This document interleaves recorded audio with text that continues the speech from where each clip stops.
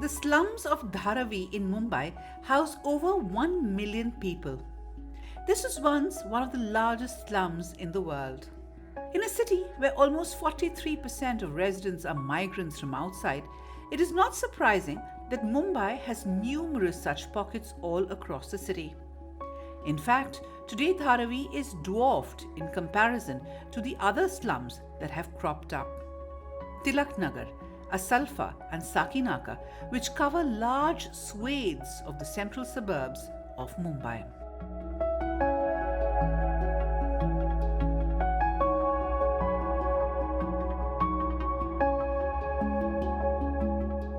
These ever expanding slums or informal settlements underline the most critical problem faced by the people of Mumbai: the lack of adequate housing and bad planning.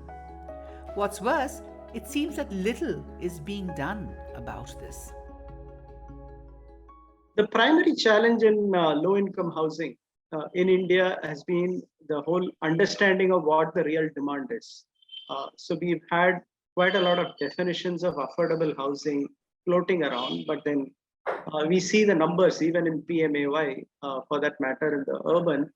Out of the 1.15 crore houses sanctioned, more than 1 crore houses are in the economically weaker section. An economically weaker section definition is families earning 3 lakhs or below per annum, or 25,000 per month. Now, anyone in the space would say that their affordability is below 10 lakhs. So we are talking about bulk of the demand or the need in a segment which is sub 10 lakhs, whereas the markets, the general developers, private sector is all operating at much higher rates, and that's where it is sustainable for them. So what it means is that you need a very heavy dose of government supported housing, and that is where we have primarily missed the real challenge. That is, we've still not fully understood where the numbers are, and the numbers are in sub 10 lakhs, sub 5 lakhs housing. Now, whether it is viable, that's a different question. But then this is where the need is. Unless we crack this, we will only be scratching the surface. That's the first problem. The second challenge is we are mixing what we call as real housing and real estate. It is the same housing, the same product, the same urban land, which is also competing as an investable financial asset. And as a result, you find there is quite a lot of competing forces, including middle income, high income families, which are wanting to operate in this market as a retail investor, but considering it as a financial asset. Now, this activity actually makes the urban land prices so high that it is no longer affordable for the genuine families which really require housing. Making matters worse for this segment is the fact that over the last 2 decades, the government has withdrawn from the space of ensuring housing for the poor. It is in the hands of the real estate developers who have no interest in serving this need. Initially, we had a lot of high income housing. When the high income housing got crowded, like we had middle income housing. Middle income housing market got crowded, and then we have currently what we have, which is called affordable housing by private developers, is actually middle income housing and low income housing. It is just not feasible to cater to economically weaker section. So what really happened was like several decades of focused supply only in high income and middle income, and maybe in the last 10 years to some extent in the low income segment. But then all this put together is still only like top whatever percent, like maybe 20-30% of population. So we're still excluding a substantial portion of the economically weaker section, which is where the numbers are, and which is where I think this shift failed. So the solution has to be one, either figure out a way to ensure supply happens specifically for economically weaker section, which is what the MADAs and the DDS did. Like whenever they used to develop housing, there would be EWS, there would be LIG, there would be MIG, there would be HIG. And there would always be this whole mixed development, and that is how cities develop. Like you go to any city, that has been the case. So you always had this principle of developing mixed use with supply happening across the spectrum, which is what was serving the population, which was missing when the privatization happened. Now, at the moment, if you are asking me, basis my experience on ground, we would still say the state needs to play a more active role in the economically weaker section housing. Experts like Manikandan believe that the state should be more involved in the low income housing space. Another critical area to look at is planning, especially around the most vulnerable areas of the city where there is maximum pressure on land. There was an attempt to address this when the area of Navi Mumbai was being planned. If we wanted to avoid slums in the new city, we must provide housing to all income groups in proportion to their numbers in the population.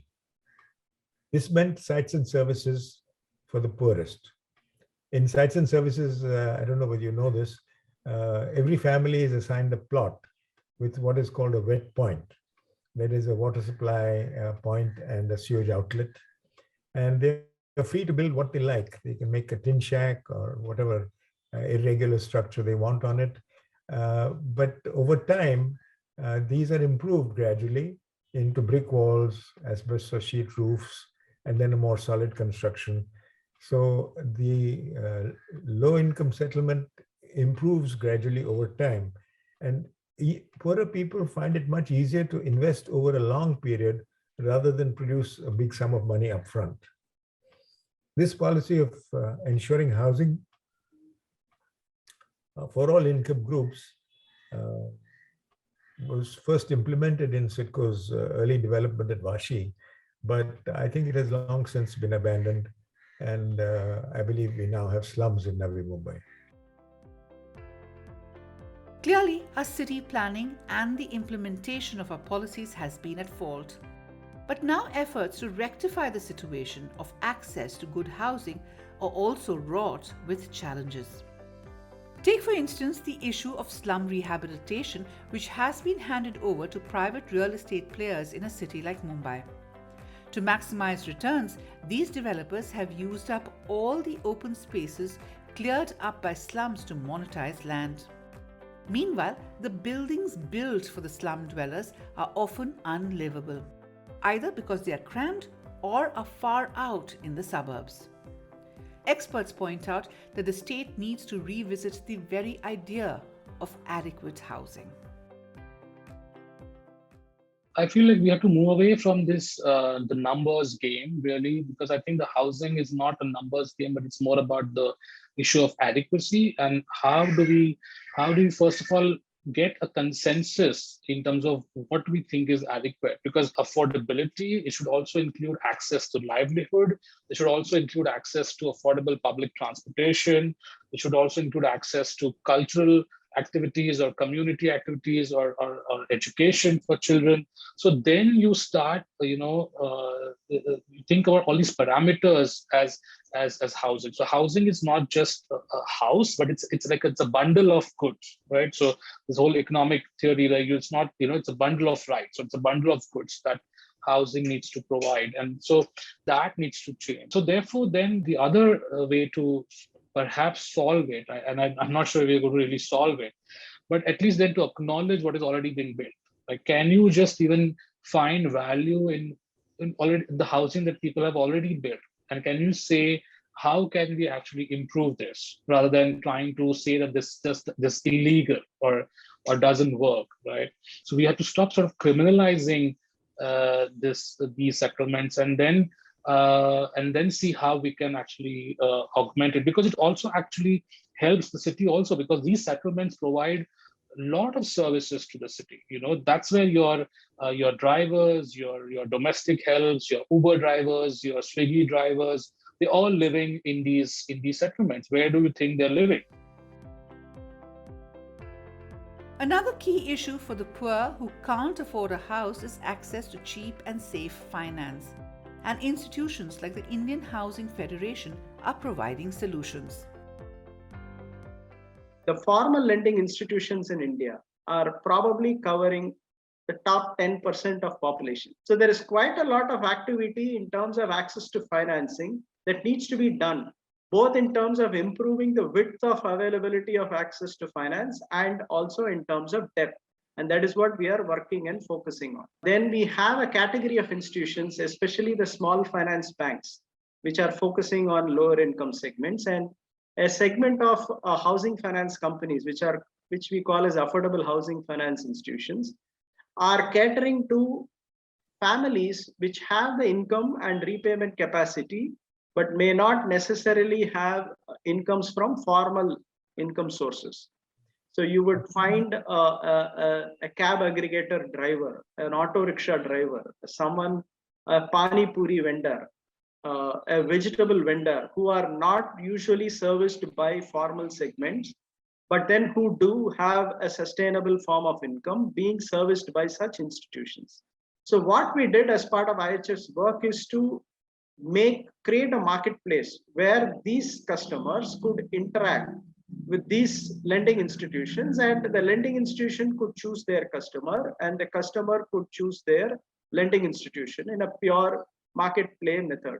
And that is what we had tried to facilitate, and we have done it with a fair bit of success, for which we collaborate with state governments, the implementing agencies of PMAY, identify the list of beneficiaries who are PMAY beneficiaries, try and make that beneficiary list available to the lending institutions, expose these customers to the lending institutions to the customer, and see how they can take up the gap financing part of the beneficiaries in a very formal manner. This is where we have seen fair bit of success. Slums arise because low-income jobs are spread more or less evenly all over the city, and it is impossible for the poorer sections to get access to low-cost housing close to their workplace. Experts like Shirish Patel believe that we need a major rethink. Society needs their services but doesn't want their presence. Now, this can't work. So I have a suggestion, that is that land across the city in all localities for low-income groups, we should take it off the market, and we should provide low-income housing on rental, where rent is related to the cost of construction, with nothing charged for the land. This land is off the market like roads and parks, to be used only for low-income housing. You know, we have wildlife reserves, we have forest reserves dedicated to a particular use. We similarly need community land reserves spread around the city, where what can be built is only low-income housing on rent. And if you do this, you will get, I think you'll get no slums. World over, great cities have addressed the issue of the need for affordable and adequate housing through multiple ways. Better infrastructure, ensuring that the poor have access to funds, and low-cost rental housing that ensures quality living. In India, all stakeholders, especially the state, need to come together to ensure the same.